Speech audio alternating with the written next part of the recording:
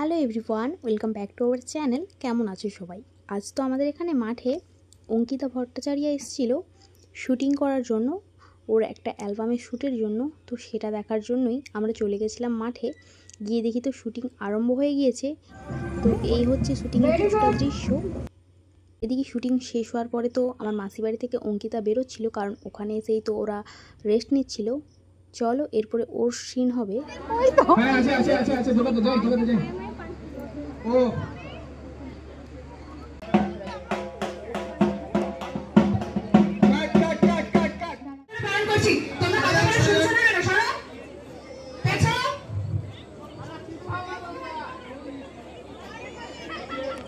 ওখানে তো প্রচণ্ড ভিড় হওয়ার জন্য আমরা কেউ দাঁড়াতে পারছিলাম না, সেজন্য মাসিবাড়ির ছাদে উঠে গেছিলাম আর ওখান থেকেই দেখছিলাম যে শ্যুটিংগুলো। আর এই হচ্ছে অঙ্কিতা ওখানে শ্যুট করার জন্য দাঁড়িয়েছিল। চলো